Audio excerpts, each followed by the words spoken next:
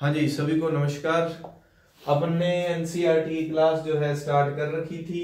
उम्मीद है आप जितने भी स्टूडेंट्स जुड़े हुए हैं कुछ दिन से, कक्षा 6 अपन ने कंप्लीट कर ली है। कक्षा 7 का अपन अध्याय जो है भक्ति सूफी का, इसका नाम है ईश्वर के प्रति अनुराग, उसको पढ़ रहे हैं। और इसके तमाम जो है वस्तुनिष्ठ प्रश्न मैं आपको करवाऊंगा। स्टूडेंट्स की ये डिमांड रही थी कि सर जो है नेक्स्ट क्लास के लिए हमें बता दिया करो, तो अभी जल्दबाजी में मैं देख नहीं पाया नेक्स्ट टॉपिक का नाम क्या है।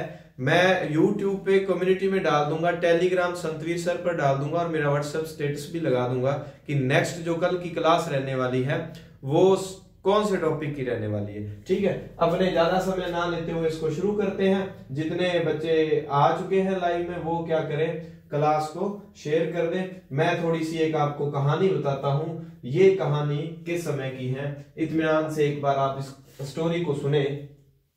स्टोरी क्या कहती है? हाँ जी, स्टोरी ये कहती है कि एक समय था, भक्ति और सूफी आंदोलन को समझने के लिए आपने एक कहानी प्राचीन भारत की समझनी है। एक समय था जब जैन और बौद्ध धर्म का विकास हो रहा था। उस समय हिंदू धर्म का कहीं ना कहीं हिंदू धर्म जो है गुम होता जा रहा था, मतलब जैन बौद्ध काफी तरक्की कर रहा था। फिर क्या हुआ, धीरे धीरे दक्षिण भारत में कुछ संतों ने क्या किया, जो है हिंदू धर्म के विकास के लिए अपने प्रयास किए। धीरे धीरे हिंदू धर्म में भी कुछ आडंबर जो है वो आने शुरू हो गए। फिर करते करते समय आ गया, आप मानो कि 7वीं 8वीं शताब्दी। 7वीं 8वीं शताब्दी में दक्षिण भारत से फिर एक लहर उठती है जिसको हम कहते हैं भक्ति आंदोलन। सूफी अभी मैं शब्द नाम नहीं लूंगा क्योंकि सूफी आंदोलन काफी बाद का विषय है। जब जो है अपने मुसलमानों के आक्रमण शुरू हो जाते हैं, दिल्ली सल्तनत की स्थापना की बात पढ़ते हैं, तब जाके कहीं ना कहीं जो है हमें सूफी विचारधारा देखने को मिलती है मोहम्मद गौरी के बाद। और उससे पहले भक्ति विचारधारा चल रही थी। भक्ति आंदोलन क्यों शुरू होता है? हिंदू धर्म में आए आडंबरों को दूर करने के लिए कुछ संतों ने, कुछ कवियों ने प्रयास किए ताकि उन आडंबरों को दूर किया जा सके। पहली बार उन संतों के जो प्रयास थे वो लगभग 9वीं सदी के आसपास थे। 7वीं से 9वीं सदी के बीच हम पढ़ सकते हैं। इस दौरान जितना भी कार्य हुआ वो कार्य यहां से नीचे नीचे हुआ, यानी कि दक्षिण भारत में। दक्षिण में भी हम नीचे नीचे जगह पढ़े, ये आपको केरल दिखाई दे रहा है, केरल है यहाँ पर। केरल में एक संत हुए जिनका नाम आप पढ़ते हैं शंकर। तो उन्होंने, वो आचार्य थे तो इनको शंकराचार्य भी कहते हैं। शंकर जो है वो केरल के रहने वाले थे। एक शंकर देव आएंगे, वो शंकर देव जो है वो असम के रहने वाले हैं। ये देखो 15वीं 16वीं शताब्दी में ये शंकर जो है ये 8वीं सदी के संत हैं, 8वीं सदी के संत हैं। तो एक भक्ति विचारधारा, भक्ति आंदोलन शुरू होता है 7वीं से 9वीं सदी में। धीरे धीरे मंद गति से ये चलता रहता है। बाद में भक्ति का पुनर्जागरण दोबारा शुरू होगा एक बड़े पैमाने पर, वो होगा 15वीं 16वीं शताब्दी में, जिसमें हम पढ़ते हैं कबीर जी, बाबा नानक जी, ये शंकर देव। और महाराष्ट्र में भी, आप दक्षिण में भी बहुत सारे संतों को पढ़ेंगे। तो कबीर के गुरु रामानंद जी उत्तरी भारत में, जिनको हम पढ़ते हैं। तो भक्ति के दो जो है कार्यकाल हम पढ़ते हैं, एक 7वीं से 9वीं शताब्दी, एक मोस्टली 15वीं 16वीं शताब्दी में। तो ये लहर जो है वो दक्षिण भारत से शुरू होती है। उस समय चोल और पांड्य राजाओं ने, इन चोल और पांड्य जो राजा थे उन्होंने इन संतों को जो है, इन संतों का सहयोग किया। तो इन्होंने भक्ति की परंपरा को आगे बढ़ाया। मोस्टली इन संतों ने क्या काम किया, जैन और बौद्ध धर्म का जो प्रसार हो रहा था उनके विरोध में ये अपने उपदेश देने लगे और इन्होंने हिंदू धर्म को आगे बढ़ाने का काम जो किया था। उनमें सबसे पहले जो नाम आता है वो नाम आता है शंकर का, शंकराचार्य का। देखिए आज तक जो ज्यादा भक्ति और सूफी आंदोलन में जितने तरह के प्रश्न आते हैं उनमें ज्यादा चांसेस होते हैं कौन से जो भक्ति संत जो हुए हैं उन्होंने कौन सा जो है उपदेश या उन्होंने कौन सा मत दिया। मतलब एक संत का नाम देकर आगे मत का नाम लिखा जाएगा कि किसने कौन सा मत दिया। जैसे क्लास कंप्लीट होगी मैं सभी के सभी एक क्वेश्चन भी बनाया हुआ है, उसमें आपको मैं एक्सप्लेन कर दूंगा। और जितने स्टूडेंट्स जुड़े हुए हैं एक बार जाके आप अपने स्टेटस में इस क्लास को स्थान दीजिए, दे दीजिए, क्योंकि जो है ना धीरे धीरे क्लास में व्यूज की संख्या कम होती जा रही है, फिर मेरा मेहनत करने का मन नहीं करता। चलिए अपन स्टार्ट करते हैं। इसमें ना थोड़ा सा ये दिया हुआ है, इसमें ये दिया हुआ है कि जैसे दक्षिण में कैसे करके भक्ति परंपरा शुरू होती है, पूरा एक बार पढ़ा दूं मैं आपको। आपने जो बड़े रूप में ध्यान रखना है ना, वो ये ध्यान रखना है महाराष्ट्र से संबंधित कौन सी परंपरा थी, महाराष्ट्र में कौन कौन से संत हुए, कर्नाटक में कौन कौन से संत हुए, फिर जो है बंगाल में कौन कौन से संत हुए, असम से संबंधित कौन से संत थे, और फिर हम बात करें उत्तर भारत के कुछ संतों का या उनका, वो हमें कंफ्यूजन पैदा नहीं करते, यहां की तरफ वाले और तमिलनाडु के जो अलवार और नैनार थे। देखो जब ये भक्ति की विचारधारा चलती है, उनमें सबसे पहले जो 6ठी 7वीं शताब्दी में जो शुरू होती है, वो अलवार और नैनार के नाम से ही शुरू होती है। सबसे पहले किस नाम से? अलवार और नैनार, जिनको मैं बता रहा था चोल और पांड्य राजाओं ने, चोल प्लस पांड्य शासकों ने संरक्षण प्रदान किया था, इनका हमने जिक्र करना भूल गए थे। सबसे पहले ये लोग जो विष्णु को मानने वाले लोग थे वो अलवार कहलाए, और जो शिव को मानने वाले लोग थे वो नैनार कहलाए। हिंदू धर्म का प्रचार प्रसार काफी करेंगे ये लोग। और फिर एक संत का नाम आएगा शंकर का, जो कि केरल के रहने वाले थे। अब 5-4 संत ऐसे हैं जिनका नाम हमने इसलिए याद रखना है, एक तो उनकी सदी कौन सी सदी के हैं, दूसरे वो कहां से हैं, कौन से राज्य से हैं। चलिए अब अपने स्टार्ट करते हैं। आज पूरी की पूरी बातें अध्यात्म से जुड़ी हुई बातें होंगी, पर जो ये चैप्टर है आपका ईश्वर के प्रति अनुराग, जो स्पेशली फर्स्ट ग्रेड हिस्ट्री की तैयारी करना चाहते हैं, हिस्ट्री की तैयारी कर रहे हैं, तो वो मुझसे जरूर संपर्क करें। वो कमेंट बॉक्स में कमेंट करके जरूर बताना कि आप फर्स्ट ग्रेड हिस्ट्री की तैयारी कर रहे हैं। तो मैं, चूंकि आपको पता है असिस्टेंट प्रोफेसर का एग्जाम दिया हुआ है, तो मैं वो आगे जो रूटीन में तैयारी कर रहा हूं, तो मैं आपका जितना सहयोग हुआ करूंगा। उससे पहले एक पाठ है जिनके प्रश्न हमारे लिए काम के हैं, उसमें से उस पूरे चैप्टर में ईश्वर के प्रति अनुराग से पहले एक चैप्टर है, उसमें सिर्फ 2 ही प्रश्न हमारे काम के हैं, वो मैंने निकाल लिए।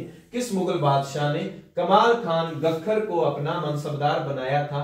पाठ का नाम जो है ना जनजातीय वाला, जनजाति खाना बदोश और उनका, क्योंकि हमारे टॉपिक लगता है मुगल राजपूत संबंध और मुगल प्रशासन, तो ये प्रशासन से संबंधित था। कमाल खान गखर को जो अकबर ने अपना जो है मनसबदार बनाया था।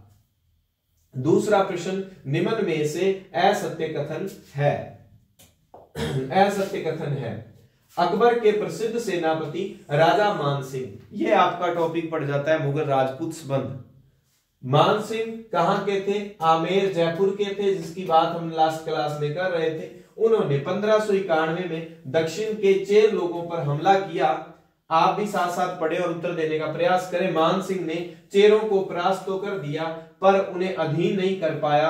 औरंगजेब के समय में चेरों को मुगलों के अधीनस्थ लाया गया। उपरोक्त सभी सत्य हैं। हमने देखना है कौन सा कथन असत्य है। हो सकता है चारों के चारों सत्य हो, पर नहीं, ये जो कथन है असत्य है। क्योंकि मैंने ये इसलिए मेंशन किया दक्षिण के चेर, ये इस समय जो चेर थे वो बंगाल झारखंड में रहने वाली एक वो जनजाति थी। चोल चेर पांड्या जो हम 1ली से 3री शताब्दी ईसा पूर्व के मध्य हम जो पढ़ते हैं, वो जो थे वो दक्षिण भारत में हुए थे। लेकिन मुगल काल में जो चेर हैं, ये चेर कहां थे? ये बिहार में थे। आप जब मैं राजस्थान का इतिहास करवाऊंगा तो उसको आप देखोगे कि मान सिंह जो है वो बंगाल बिहार की उसको सूबेदारी मिलती है। तो बिहार में चेर जो लोग थे उनको उसने परास्त जरूर कर दिया था। सन ध्यान रखना इंपॉर्टेंट है। बिहार में इसने जो आक्रमण किया था 1591 में, तो उन पर हमला करके उनको परास्त कर दिया। पर चेरों को परास्त करने के बाद उन्हें अधीन नहीं कर पाया, और अंतिम रूप से बिहार वाले चेर जो जनजातीय लोग थे, औरंगजेब के समय में उनको अधीनस्थ लाया गया था। तो इसलिए 1 नंबर कथन जो है असत्य है। चलिए अब हम भक्ति भाव की तरफ चलते हैं। ये प्रश्न क्या कह रहा है? मनुष्य भक्ति भाव से परमेश्वर की शरण में जाए तो परमेश्वर व्यक्ति को इस बंधन से मुक्त कर सकता है, यह विचार लिखित है। भक्ति भाव का, निष्काम भक्ति भाव का विचार आपने आज तक सुना ही हुआ है, ज्यादा सोचने की बात नहीं है। इन पे आगे के क्वेश्चनों में बात हो जाएगी, तो समय अपने इस पे खराब नहीं करना। इसका उत्तर है भगवत गीता। ये किसके पास ही आया था? टांडा बंजारा लोगों का कारवां जो समूह होता था उसको टांडा कहते थे, और टांडा इन बंजारों का जिक्र कहते हैं कि पिटर मुंडी मुगल काल में एक यात्री है, उसने किया है। वैसे मैंने मेंशन कर दिया, सिर्फ रीड के लिए काम का है नहीं, अन्य प्रतियोगी परीक्षाओं में आ जाएगा। अलवार व नैनारों के संदर्भ में सत्य कथन है। 7वीं से 9वीं शताब्दी के बीच बौद्धों व जैनों की आलोचना स्वरूप इन आंदोलन का उदय हुआ कि बौद्धों और जैनों की आलोचना स्वरूप इन्होंने संगम साहित्य के आदर्शों को अपने भक्ति मूल्यों में अपनाया। संगम साहित्य आपको पता ही है, तमिल भाषा को जो साहित्य है, चोल, चेर, पांड्य 3 लोगों के संगम से जो बना था तमिल भाषा में, उसको संगम साहित्य कहते हैं। कहते हैं कि अलवार और नैनारों ने उसको अपना आदर्श बनाया था। पहला बिंदु कहता है कि जैनों और बौद्धों की इन्होंने आलोचना की थी। तीसरा जो है ऑप्शन कहता है नैनार और अलवार घुमक्कड़ साधु संत थे। और चौथा ऑप्शन कहता है इन्होंने अपने प्रचार में स्थानीय देवी देवताओं की भी आलोचना की। इसका असत्य कथन कौन सा है?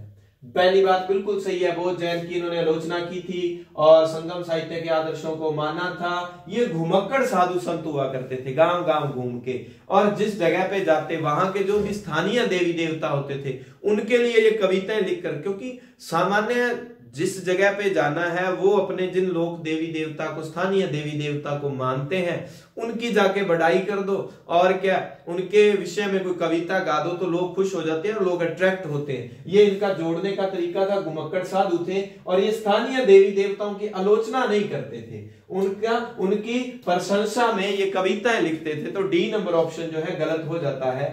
ये जो अलवार नैनार थे, अलवार नैनार संत जो है कई जातियों के थे, ब्राह्मण भी थे, छोटी जाति जो हम कहते हैं SC ST उनमें भी थे। तो पुलैया और पन्नार जैसी अस्पृश्य समझी जाने वाली जातियों के लोग भी इसमें शामिल थे।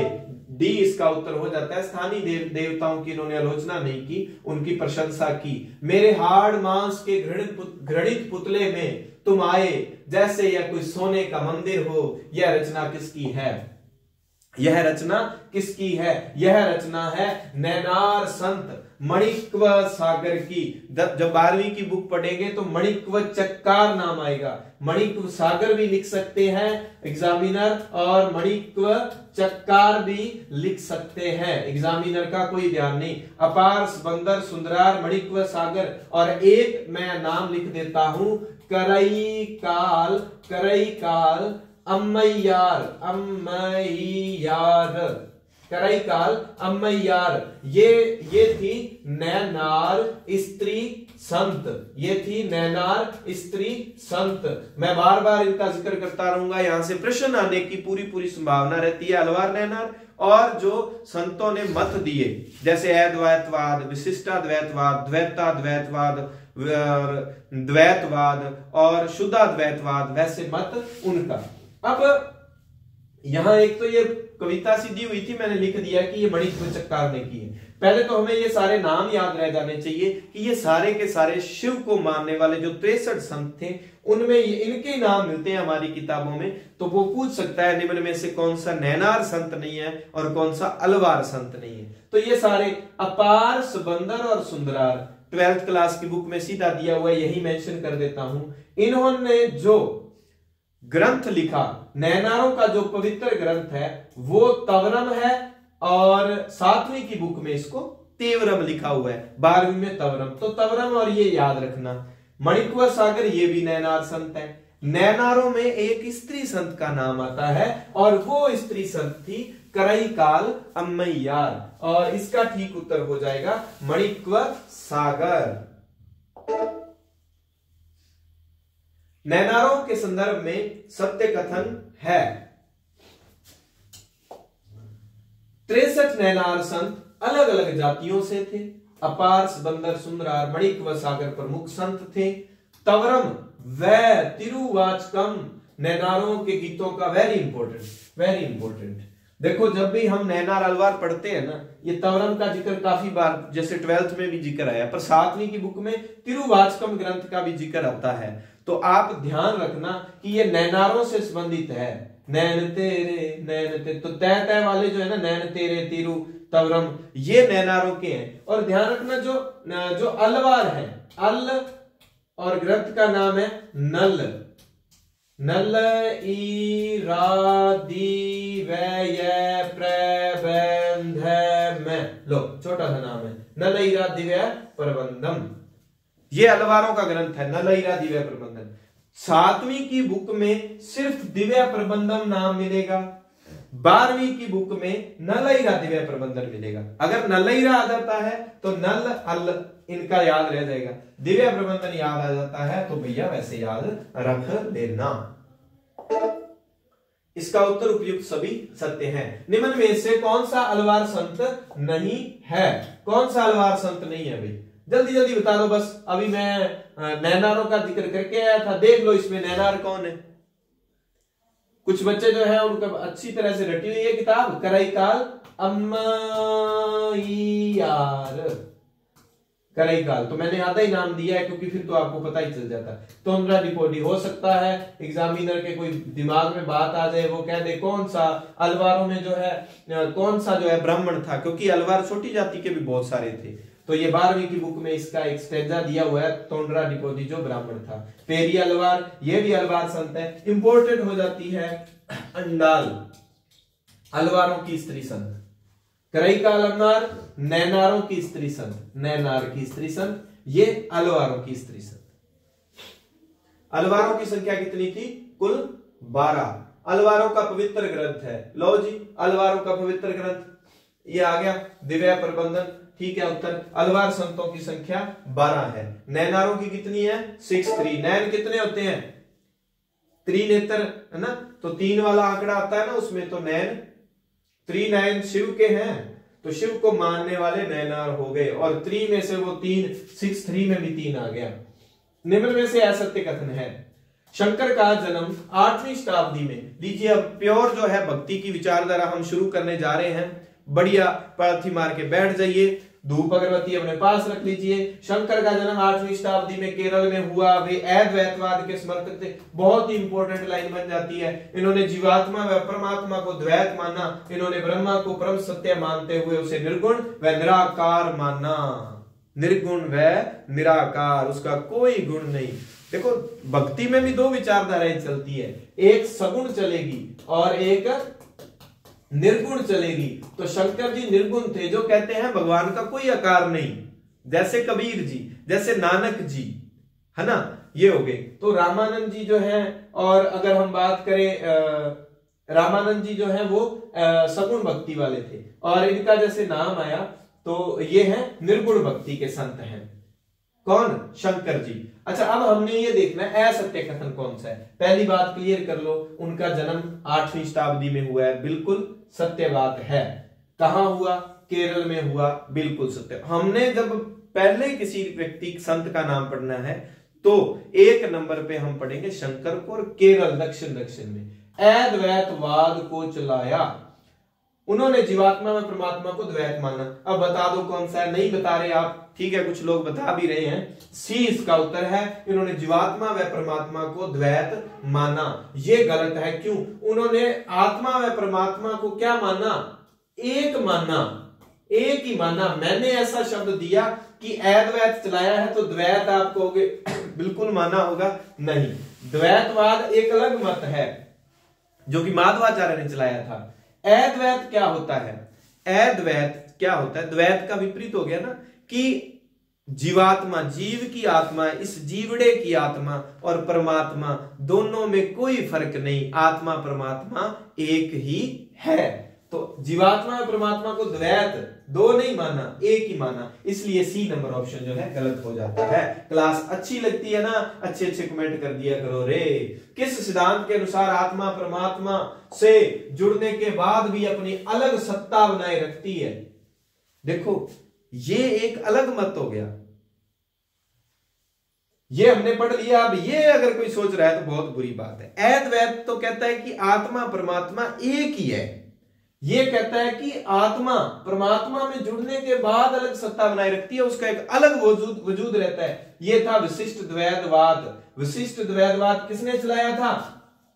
ये चलाया था रामानुजाचार्य ने। रामानुज जिनको हम पढ़ते हैं, मैंने तो वैसे ही इसको याद रख लिया था, तिजांश पाठशाला सूरतगढ़ में जो चलती है, अनुज जी बेनीवाल सर, तो मैंने उस समय इसको याद रखा था कि अनुज जी बड़े विशेष हैं भाई, विशिष्ट है, उनका पढ़ाने का तरीका ट्रिक वगैरह बड़ी विशेष है। तो विशिष्ट विशिष्ट कौन है? अनुज, राम प्लस अनुज, मेरे तो इसलिए याद रह गया था, आप किसी तरह याद रखते तो रख लें। अद्वैतवाद किसने चलाया? ये शंकर ने चलाया। द्वैत बता देता हूं, आपने ऐसे पढ़ना है, माधवाद्वैत, माधवाद्वैत, माधवाद्वैत। तो माधवाचार्य जो थे उन्होंने द्वैतवाद, और द्वैताद्वैत ये किसने चलाया था? ये चलाया था निम्बार्काचार्य ने, निम्बार्काचार्य ने। अब ध्यान रहे, सिर्फ रीड के लिए पढ़ रहे हो तो आपको द्वैत व अद्वैत और विशिष्ट सिर्फ ये दो ध्यान रखने हैं, क्योंकि एनसीईआरटी में दूसरों का जिक्र नहीं आता। और अन्य कोई प्रतियोगी परीक्षा की, आप ग्रेड 3 की बात कर लो, सेकंड फर्स्ट की बात कर लो, या कोई और बात कर लो, तब आपको ये ध्यान रखने पड़ेंगे। ये सारणी देके पूछ लेता है, मिलान करना दे देता है। तो निम्बार्काचार्य अपने नींबू जो है काटते हैं तो 2 टुकड़े हो जाते हैं, द्वैत द्वैत, दो दो, मतलब जिसमें दो बार आया तो 2 टुकड़े, मैंने ऐसे करके इसको याद रखा था। और माधवाद्वैत रामानुज, अनुज जी जो है वो विशिष्ट हैं, विशेष बातें हैं उनकी, तो मैंने इस तरह से इसको याद रखा था। शंकर का हमने पढ़ी लिया, अद्वैत उन्होंने थ्योरी दी कि जीवात्मा और परमात्मा एक ही है। आज आपको मोक्ष प्राप्त करवा देना है, मैंने देख लो भाई, निम्न में से असत्य कथन है, असत्य कथन है। रामानुज 9वीं शताब्दी में तमिलनाडु में पैदा हुए। रामानुज विष्णु भक्त अलवारों से काफी प्रभावित थे। रामानुज ने विशिष्टाद्वैतवाद का सिद्धांत दिया। उपयुक्त सभी सत्य हैं। चलिए, असत्य कथन कौन सा है? विष्णु भक्त अलवारों से काफी प्रभावित थे, ठीक है, मतलब रामानुज जी के नाम में राम है, लेकिन भक्ति किसकी कर रहे हैं? विष्णु की कर रहे हैं। स्पेशल बात, रामानुज ने विशिष्टाद्वैत अभी बताया, सिद्धांत दिया, तो 2 बातें तो सही होगी। ये बात सही नहीं है, क्यों? क्योंकि वो 11वीं शताब्दी में तमिलनाडु में पैदा हुए संत थे। एक एक अक्षर को अच्छे से देख लेना, क्योंकि ये एनसीईआरटी का विषय है। 1 नंबर असत्य हो गया। प्रश्न संख्या 12, निम्न में से कौन वीरशैव आंदोलन से संबंधित नहीं है? अब हम प्रवेश कर चुके हैं कर्नाटक में। कर्नाटक में जहां भक्ति की लहर चल रही थी, कर्नाटक में एक व्यक्ति हुए बासवन्ना, बासवन्ना हुए। उन्होंने एक धर्म चलाया जिसको हम वीरशैव भी कह सकते हैं, जिसको हम 12वीं की बुक में इसका एक और नाम मिलेगा, वो मिलेगा लिंगायत। मैं 12वीं की कोई बात यहां याद आएगी तो मैं मेंशन कर दूंगा, 7वीं में सिर्फ वीरशैव ही आएगा। अच्छा, ये कह रहा है कि कौन सा इसमें है नहीं? अक्क महादेवी है, बताओ भाई। अल महाप्रभु बासवन्ना, तो ठीक है, मैं बता देता हूं। चोखा मेला का इससे संबंध नहीं है। चोखा मेला का संबंध है महाराष्ट्र की भक्ति परंपरा से। महाराष्ट्र में पंढरपुर जो है, पंढरपुर में विठल महाराज की भक्ति की जाती है, जिसको विष्णु का एक अवतार माना जाता है, जहां पर हम देखते हैं एकनाथ, ज्ञानेश्वर, बाबा नामदेव जी इत्यादि, और चोखा मेला, उनका परिवार, सभी लोग ये महाराष्ट्र से जुड़े हुए थे। ये हम इनके बारे में आगे के प्रश्न में आ जाएगा, मैंने इसलिए स्पीडली बोल दिया। तो वीरशैव आंदोलन से संबंधित अल महाप्रभु, बासवन्ना, अक्क महादेवी इंपॉर्टेंट है, वेरी वेरी इंपॉर्टेंट है ये प्रश्न। तो ये लोग इससे जुड़े हुए थे। चोखा मेला, भाई चोखा काम करांगा महाराष्ट्र में जाके अपन। चलिए, प्रश्न संख्या 13 वीरशैव लिंगायत आंदोलन से संबंधित असत्य है। इसे 12वीं इंपॉर्टेंट याद रखना कि 12वीं सदी का आंदोलन है, अपने आप में एक बड़ा आंदोलन था भक्ति का। तो बासवन्ना ने शुरू किया, महाराष्ट्र में प्रारंभ किया गया। यह ब्राह्मणवादी विचारधारा के विरुद्ध था, यह सभी तरह के कर्म कांडों में मूर्ति पूजा के विरुद्ध था। तो यहाँ सभी बातें सत्य है? बिल्कुल नहीं, क्योंकि यहाँ पर लिखा हुआ है महाराष्ट्र। और ये आंदोलन कहाँ चला था? ये आंदोलन चला था जी कर्नाटक में। अब आप कहेंगे सर मान तो थे पढ़ने कोई मौको कौन दो, मैं उत्तर बताना हो। तो फिर कुछ बच्चे कहते हैं क्लास सर छोटी क्लास में। अब बच्चे तो बड़े भी परेशान कर देते हैं, उनको क्लास भी छोटी चाहिए, क्या डाटा हमारे करने कम हो गए, और क्या, और उनको ये भी चाहिए कि प्रश्न भी बहुत सारे हों, और क्या, और उनको ये चाहिए कि हम प्रश्न भी चलती क्लास में हम उत्तर दें। तो भाई ये सारी बातें एक ही जगह हो नहीं सकती। आप बता दिया करो, अगर आपको टाइम चाहिए होगा तो प्रश्न में रोक दिया करूंगा, पर इसका ठीक उत्तर जो है वो है 1 नंबर। 12वीं शताब्दी के जरूर है, पर कर्नाटक के नहीं, महाराष्ट्र के हैं। और ब्राह्मणवादी विचारधारा के बिल्कुल जाति पाति भेदभाव जो था उसके बिल्कुल ये विरुद्ध थे। और इन्होंने जो दाह संस्कार की विधि भी अपनी अलग चलाई, इन्होंने कर्मकांडों मूर्ति पूजा का भी विरोध किया। तो बांसवाना की लहर जब 12वीं की बुक पढ़ाऊंगा उसमें अलग से जिक्र आ जाएगा। वीर शैवों के वचन जो है, ये ना एक वचन दिए हुए हैं, बड़ी शानदार बातें, देखो कितनी शानदार बातें जो है। बांसवाना एक बात कहते हैं कि धनवान लोग जो है वो शिव के लिए, भगवान के लिए मंदिर बना देते हैं, मैं गरीब आदमी मैं क्या करूं। देखो एक गरीब आदमी की पुकार सुनो कि मैं गरीब हूं, मैं क्या करूं। धनवान लोग तो शिव के लिए मंदिर बना देते हैं, उनकी बात सुनो क्या कहते हैं बांसवाना, मेरी टांगे खंबे हैं, शरीर मेरा मंदिर है, और सिर जो है मेरा, सिर उसकी छतरी है जो सोने की बनी हुई है। मतलब बांसवाना ने इस शरीर को, इस बॉडी स्ट्रक्चर को क्या माना? मंदिर। गुरबाणी में भी बात आती है, एहो शरीर हर मंदिर है। तो सबसे बड़ा मंदिर जो किसको बताया है भक्ति संतों ने, वो इस शरीर को बनाया, इस शरीर को बताया है। और जो हम मंदिर में जाके वो घंटी बजाते हैं, वो सिंबल, वो हमारे लिए सिंबल है, वो ध्वनि जो है कि ऐसे बहुत सारी ध्वनियां, ऐसे बहुत सारे नाद, अनहद नाद जो हैं वो हमारी बॉडी के अंदर हैं। हमें बैठकर उनको क्या है बाहर निकालना होगा, उनकी खोज करनी होगी। बंदे खोज दिल हर रोज, ना फिर परेशानी माहे कबीर जी कहते हैं। तो सबसे बड़ा जो मंदिर बताया गया है वो किसको? देखो एक गरीब की तरफ से पुकार की गई है कि धनवान लोग मंदिर बना देंगे, चढ़ावा चढ़ा देंगे, लेकिन अमीर लोग, लेकिन गरीब क्या करेगा? गरीब के लिए क्या है? टांगे पिलर है और ये शरीर जो है वो मंदिर है। राम नाम जपते रहो बस। तो बांसवाना ईश्वर को कौन सा मंदिर अर्पित कर रहे हैं? ये शरीर रूपी जो मंदिर है। निम्न में से कौन सा महाराष्ट्र की भक्ति परंपरा से संबंधित नहीं है? महाराष्ट्र की भक्ति परंपरा। हम महाराष्ट्र, कर्नाटक के ऊपर चले गए हैं हम। देखो जो बड़ा स्टेप बाय स्टेप बढ़ते आ रहे हैं। कैसे बढ़ते जा रहे हैं? सबसे पहले हमने केरल से भी पहले हमने क्या किया था? अलवार नैनारों को पढ़ा था। फिर हमने तमिलनाडु, मैप में थोड़ा लिख देते तो याद रह जाता है। केरल में हमने किसका जिक्र पढ़ा था? शंकर देव का। कौन सी सदी? 8वीं सदी। फिर तमिलनाडु में एक जिक्र पढ़ते हैं हम किसका?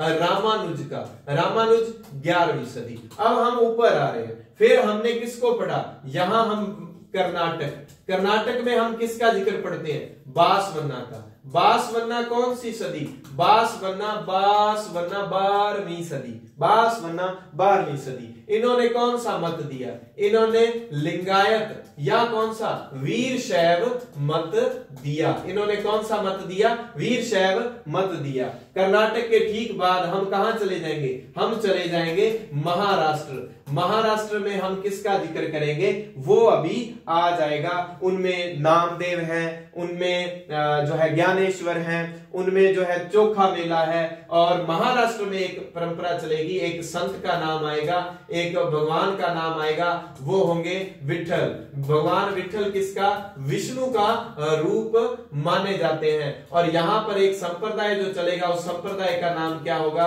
बरकरी संप्रदाय। तो सीधा सीधा मैंने ये मैप में बनाया है। प्रश्न ये भी पूछा जा सकता है, बरकरी संप्रदाय का संबंध महाराष्ट्र से, विठल का महाराष्ट्र से, पंढरपुर में विठल का मंदिर था। लिंगायत वीर शैव परंपरा कहां से संबंधित है? कर्नाटक से। चलाने वाले कौन है? बासवन्ना है। शंकरदेव केरल के 8वीं सदी के। रामानुजाचार्य जिन्होंने विशिष्टाद्वैतवाद मत दिया था, वो कहां से जुड़े हुए हैं? तमिलनाडु से। देखो केरल, तमिलनाडु, कर्नाटक, महाराष्ट्र, हम ऐसे ऐसे करके जा रहे हैं। स्टेप बाय स्टेप आपने भी दिमाग में रखना है। उम्मीद है ये बात आपको बड़ी शानदार लगी होगी, ये तरीका। तो जोरदार तालियां।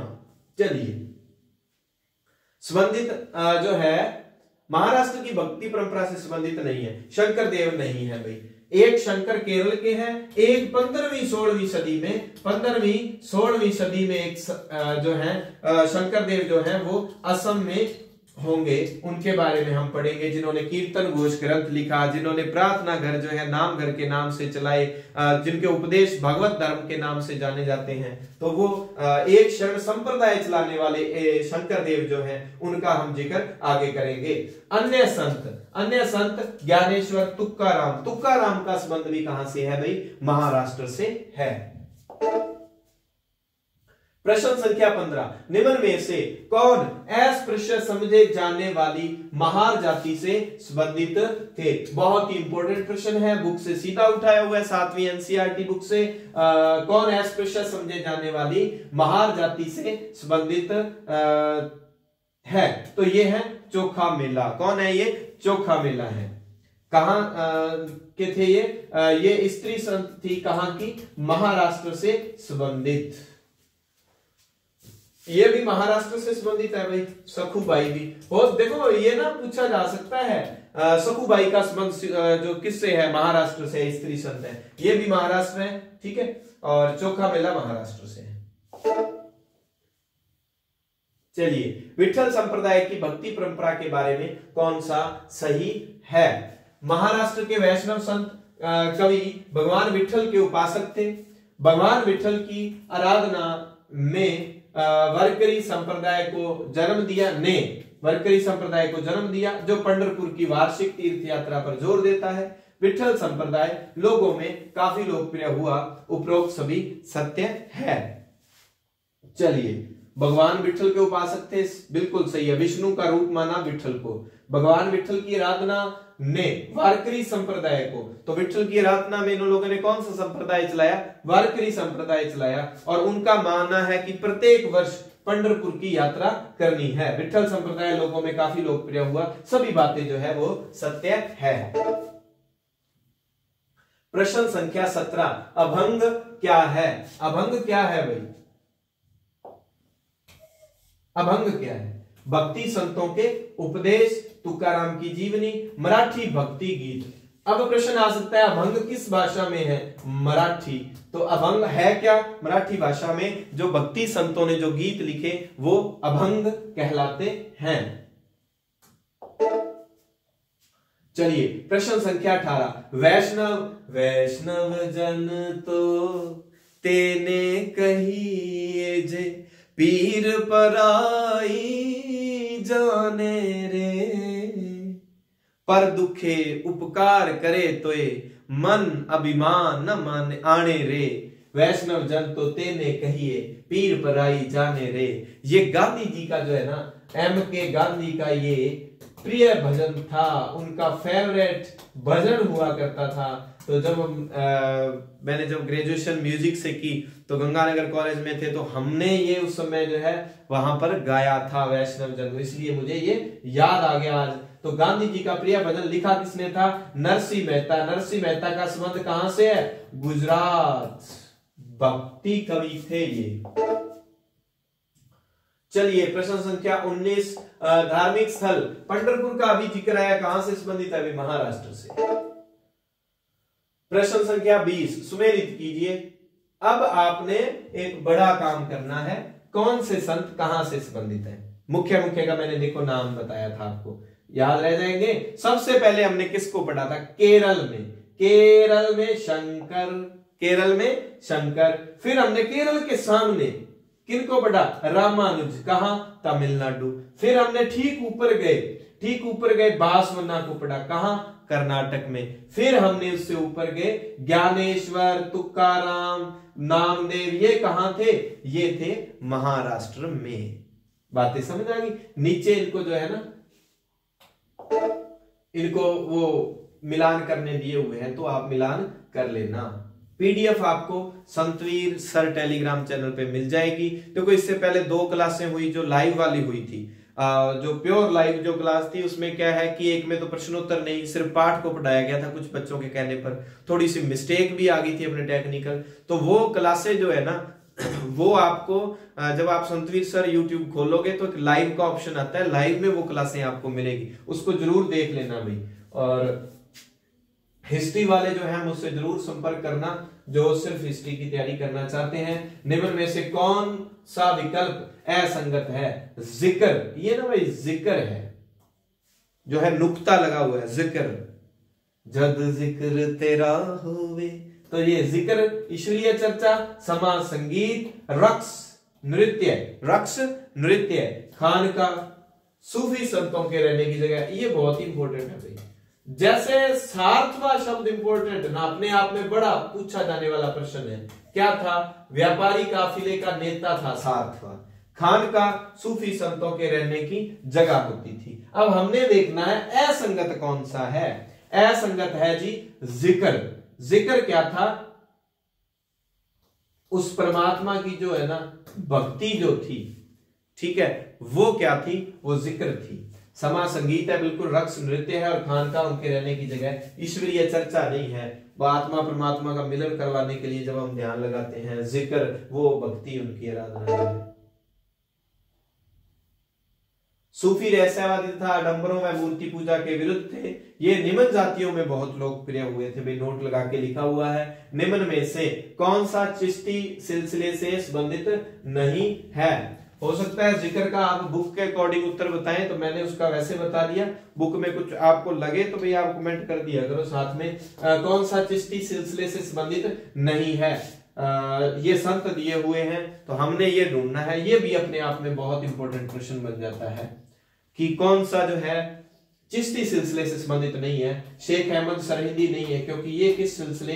नक्शबंदी, अकबर की, औरंगजेब की, उनकी जो नाक में दंग करने वाला सिलसिला था मुगलों की, वो नक्शबंदी, उन्होंने मुगलों का विरोध किया था। नक्शबंदी सिलसिले के अहमद सरहिंदी, नक्शबंदी सरहिंदी याद रख लेना। ख्वाजा गेसुदराज, बाबा फरीद, निजामुद्दीन औलिया, ये दिल्ली से संबंधित हैं, और ये पंजाब से संबंधित हैं। गेसुदराज गुलबर्गा, मतलब दक्षिण भारत में जो चिश्ती सिलसिले को लेके गए वो ख्वाजा गेसुदराज थे।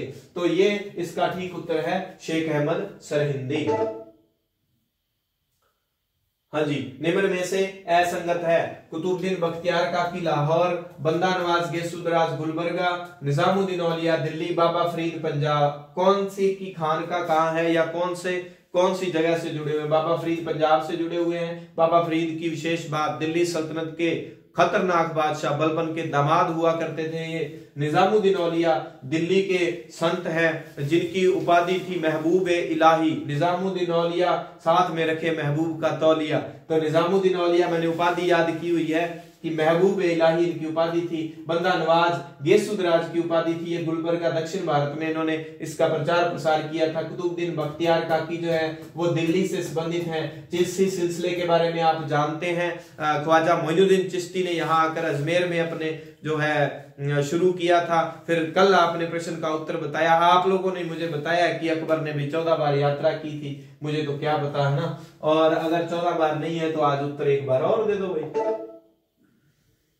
चलिए, तुलसीदास ने रामचरितमानस की रचना किस भाषा में की? तुलसीदास ने रामचरितमानस लिखी है, वो किस भाषा में लिखी हुई है? संस्कृत, वैदिक, संस्कृत, प्राकृत, अवधी। ये अवधी भाषा में है। अवधी भाषा में इन्होंने रामचरितमानस की रचना की है। तुलसीदास ने ईश्वर को राम के रूप में धारण किया था। चलिए, प्रश्न संख्या 25। 16वीं सदी के राधा कृष्ण भक्ति के प्रसिद्ध संत चैतन्य से संबंधित क्षेत्र है। चैतन्य महाप्रभु भी इनका नाम आता है। तो चैतन्य जो थे वो बंगाल से संबंधित संत हुए। लास्ट में मैथ में इन सब का रिवीजन करवा दूंगा मैं 5 मिनट में, बस 10-1 मिनट की क्लास और रही है। राधा कृष्ण की निष्काम भक्ति का उपदेश किसने दिया था? ये भी एक प्रश्न बनता है, अपने आप में क्वेश्चन बनता है कि राधा कृष्ण की निष्काम भक्ति का उपदेश देने वाले 16वीं सदी के जो संत थे वो कौन थे? चैतन्य महाप्रभु। चैतन्य महाप्रभु ने बंगाल में एक अलग ही लहर चलाई थी। इन्होंने जो है ना कीर्तन शुरू किया था अपने प्रचार प्रसार में। कर्नाटक में हम अभी पढ़ के आए हैं बांसवाना, असम में हमने शंकर देव का जिक्र किया था। और यहाँ आ गया निम्न में से कौन सी सूरदास की रचना नहीं है? सूरदास की रचना कौन सी नहीं है? सूरसागर, साहित्य लहरी, सुरमंडल, सुर सरावली, सुर सरावली, ये ऐसे एक ही शब्द है, सुर सरावली। अब आपने बताना है कौन सी नहीं है। चलो मैं थोड़ा सा आराम दे दूं गले को, आप मुझे बता दें कौन सी नहीं है। सुरमंडल नहीं है, हो सकता है सुरिंदा, सुरमंडल। जब हम वाद्य यंत्र पढ़ते हैं, तत् सुशीर वाद्य यंत्र, तो वाद्य यंत्र भी ना एक ही पेज का विषय है। तत् और सुशीर को याद कर लेना। अवनत नाद जो है वो आपके याद ना हो तो जैसे इनकी एक एक ट्रिक होती है, जिनको वो याद ना हो रहे हो मुझे कमेंट में जरूर बताना, फिर मैं आपको याद करवाऊंगा। अभी क्या क्लास लंबी हो जाएगी। तो 3 रचनाएं सूरदास जी की हैं, सुरमंडल इनकी रचना नहीं है। 16वीं सदी में कश्मीर में ऋषि पंथ, ये ध्यान रहे, चिश्ती संप्रदाय से संबंधित ही है। सूफियों की एक विचारधारा, सूफियों की हम मान लें, सूफी की, चिश्ती नहीं, सूफियों की एक विचारधारा है ऋषि पंथ। 15वीं 16वीं सदी में कहां पर चल रही है? कश्मीर में चल रही है। चलाने वाले कौन है? नूरुद्दीन वली, गजाली, सादी, रूमी, ये सूफी संत हैं, सूफी विचारधारा मध्य एशिया से संबंधित लोग हैं। इनका जिक्र बुक में आया है तो मैंने क्या है इनको यहां मेंशन कर दिया। शंकर देव इंपॉर्टेंट है, वेरी इंपॉर्टेंट है। शंकर देव से संबंधित सत्य कथन है। देखो प्रश्न बहुत सारे बन जाते हैं। मैं पहले शंकर देव का संप्रदाय पूछूं, शंकर देव की जो विचारधारा, उनके उपदेशों को क्या कहते हैं, शंकर देव कहां से संबंधित हैं, और शंकर देव ने कौन सा ग्रंथ लिखा, मतलब ही नहीं है। सारी बातें यहाँ एक जगह आ जाती है। असम के रहने वाले हैं शंकर देव। उन्होंने एक जो संप्रदाय चलाया उसको एक शरण संप्रदाय कहते हैं। उन्होंने नामघर है क्या, कविता पाठ व प्रार्थना गृह जो है वो स्थापित किए थे इस संप्रदाय के लोगों ने, उनको नामघर कहते थे। इनकी शिक्षाएं भगवत गीता व भगवत पुराण पर आधारित थी और इनके उपदेशों को भगवत धर्म ही तो कहा जाता था। इनके उपदेश भगवत के नाम से ही चलते थे। तो शिक्षाएं भगवत गीता और भगवत पुराण पर आधारित थी। इन्होंने कीर्तन घोष, बहुत ही इंपॉर्टेंट है, नामघर, एक शरण, कीर्तन घोष, पूरा प्रश्न very important, very very very important है, ध्यान रख लेना। ये सभी कथन सत्य है। मैंने आपको यहां ज्यादा उलझाने का प्रयास नहीं किया, मेरा मूल उद्देश्य ये फैक्ट आप तक पहुंचाना था। एक शरण संप्रदाय शंकर देव, नामघर शंकर देव, कीर्तन घोष शंकर देव 15वीं सदी के संत जो कि सूरदास के समकालीन थे। सूरदास का भी हमने पढ़ा, साहित्य लहरी और वो ग्रंथों की रचना उन्होंने की थी। प्रश्न संख्या 29, किस भक्ति संत के गीत राजस्थान गुजरात में बहुत लोकप्रिय हुए? तो आपने वैसे ही गैस जो राजस्थान जी के जिन्होंने पढ़ रखा है सीधे अंदाजा लगा लेते हैं। मीराबाई जो मेवाड़ के राजपूत वंश में जिनकी शादी हुई थी और अंतिम समय आपको पता है गुजरात में जाके वो मूर्ति में जो समाहित हो गए थे। और मीराबाई इन्होंने अपना गुरु किसको माना था? चमार जाति के रैदास या रविदास को इन्होंने अपना गुरु माना था। तो अपने आप में उस समय की सोसाइटी में चैलेंज रखा था इन्होंने। छोटी जाति जिसको मानते थे उनकी जो है उनको इन्होंने गुरु बनाया था। गीत गोविंद ग्रंथ से संबंधित सत्य कथन है। गीत गोविंद जयदेव की गीत गोविंद पर कुंभा ने टीका लिखी और बहुत कुछ हम पढ़ते हैं। जयदेव का ग्रंथ है, आज हम करते हैं इस ग्रंथ की सर्जरी। इसकी रचना बंगाल के जयदेव ने की। यह बांग्ला भाषा में रचित संगीत ग्रंथ है। इसमें हर गीत एक विशेष राग व ताल में है, मतलब प्योर पूरा का पूरा जो ग्रंथ है म्यूजिक से संबंधित है। अब बात आ जाती है कि सत्य असत्य कथन कौन सा है? ये सारे ही सत्य हैं। तो मुख्य बात क्या है? बंगाल के रहने वाले थे, बिल्कुल सत्य है, बांग्ला भाषा में नहीं। जयदेव जो संगीत ग्रंथ है बिल्कुल, लेकिन इसकी रचना जो है वो संस्कृत में हुई है। रचना किसमें हुई है? संस्कृत में हुई है। हर एक गीत विशेष राग व ताल में है। मीराबाई राजपूत राजकुमारी, विवाह 16वीं सदी में मेवाड़ राजघराने में हुआ था और मीरा के गुरु का नाम क्या था? रविदास, जो चमार जाति के थे। बीजक किसकी रचना है? सीधा उत्तर पे आते हैं, कबीर दास की रचना है। अब हम देख लेते हैं कबीर जी के बारे में। कबीर की जो रचनाएं हैं कबीर की जो रचनाएं हैं गुरु ग्रंथ साहिब में भी हैं, उनके शब्द पंचवाणी में भी उन्होंने लिखा और बीजक में भी उन्होंने लिखा। कबीर के शब्द संग्रहित हैं। इनका पालन पोषण कहते हैं बनारस में मुसलमान जुलाहा परिवार में हुआ था।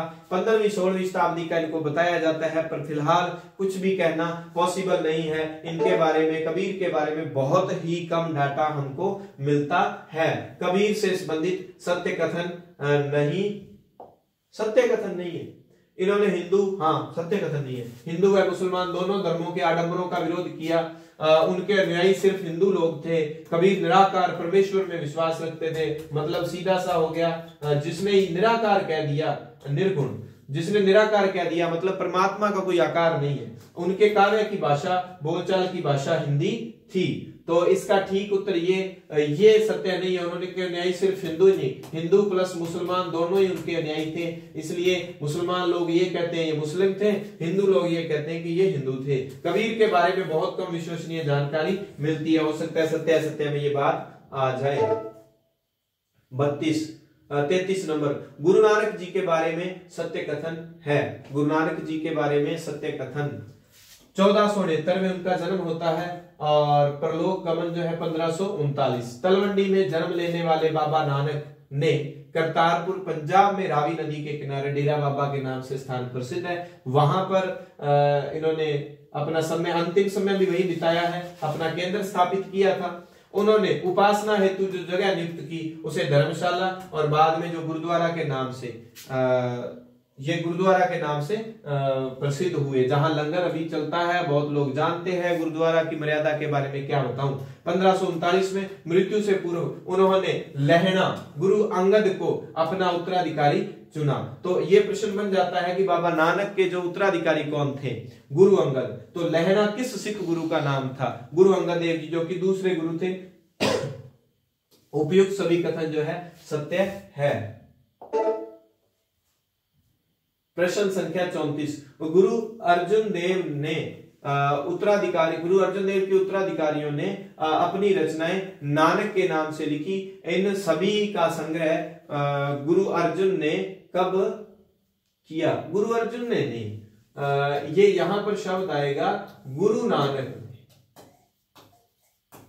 गुरु नानक देव जी के उत्तराधिकारी जो हुए, या हम कह दें गुरु अंगद, दूसरे गुरु का जिक्र भी कर सकते हैं। उनके बाद जितने ये हुए गुरु अर्जुन देव जी तक, उन्होंने नानक के नाम से गुरबाणी शब्द में अंतिम में जैसे नानक नाम जहाज है, नानक शब्द आता था।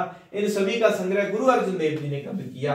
तो ये 1604। देखो, एक जो संकलन हुआ 1604 में हुआ गुरु ग्रंथ साहिब का, उसको आदि गुरु ग्रंथ साहिब कहते थे। और एक अंतिम संकलन होगा जो वो गुरु गोविंद सिंह जी के समय में होगा। और गुरु ग्रंथ साहिब 1706 में गुरु ग्रंथ साहिब को प्रमाणित अंतिम रूप से मोहर जो लगाए हैं वो गुरु गोविंद सिंह जी। गुरु गोविंद सिंह जी के पिता तेग बहादुर हिंद की चादर, आप जानते हैं। गुरु अर्जुन देव जी 5वें गुरु हैं। गुरु अंगद देव जी दूसरे गुरु हैं। और गुरु तेग बहादुर तक की वाणी का इसमें संकलन करते हुए 1706 में अंतिम रूप से प्रमाणित कर दिया और सिखों को खालसा जो पंथ की स्थापना की, सिखों को उपदेश दिया गुरु मान्यो ग्रंथ, कि आपका गुरु कौन है? गुरु है आज के बाद में गुरु ग्रंथ साहिब। क्योंकि आप किसी इंसान को अगर गुरु बनाते हो हो सकता है वो आपको धोखा दे दे, लेकिन गुरु गोविंद सिंह जी कहते हैं आपने किसको गुरु बनाना है? आपने शब्द को गुरु बनाना है। शब्द आपका कोई भी नुकसान नहीं कर सकता। तो यहां उत्तर आ जाएगा गुरु गोविंद सिंह। किस मुगल बादशाह ने गुरु अर्जुन देव को मृत्यु दंड देने का आदेश दिया? अकबर, जहांगीर, शाहजहां, औरंगजेब। गुरु अर्जुन देव के समकालीन जो है जहांगीर थे। जहांगीर ने ये आदेश दिया था। गुरु गोविंद सिंह ने खालसा पंथ की स्थापना 1699 बैसाखी का जो दिन था, गुरु गोविंद सिंह उस दिन जो खालसा पंथ की। देखो, जब आप प्रतियोगी परीक्षाओं की तैयारी करते हैं, दो सामान्य प्रश्न आ जाते हैं, सिख पंथ की स्थापना किसने की, और एक आ जाता है खालसा पंथ। हालांकि ऐसा कोई विशेष है नहीं कि सिख पंथ चलाया, ये अलग अलग इसमें हम जाएंगे, गहराई में बहुत दूर चले जाएंगे, लेकिन एग्जामिनर प्रश्न पूछता रहा है तो इसका उत्तर जो है गुरु नानक होता है, गुरु नानक देव जी। और जब खालसा पंथ की बात आती है तो इसका उत्तर हो जाता है गुरु गोविंद सिंह जी। ठीक है जी। और जितने भक्ति संत इसमें हुए मेरे को लगता है ये लास्ट ही थे, और है नाथ पंथी सिद्ध, और इनके बारे में ना दिया हुआ है बुक में, मैंने मेंशन कर दिया, पीडीएफ को आप पढ़ लेना। नाथ पंथियों का, सिद्धों का, जोगियों का इसमें जिक्र हुआ है, पीडीएफ डाल दूंगा उसमें देख लेना, इसका उत्तर उपरोक्त सभी है। क्लास लंबी हो जाती है हमारी, तो ये जो है मैप को आप जरूर देख लेना, कौन सा किस सदी का और कहां का था, ये सारा का सारा उसमें दिया हुआ है। क्लास को शेयर कर दिया करें, पीडीएफ आपको भेजें, उसको संजोकर अपने पास मत रखें, लोगों का भला कर दिया करें, शेयर जरूर कर दिया करें पीडीएफ को भी और क्लास को भी। धन्यवाद। जय हिंद, जय भारत।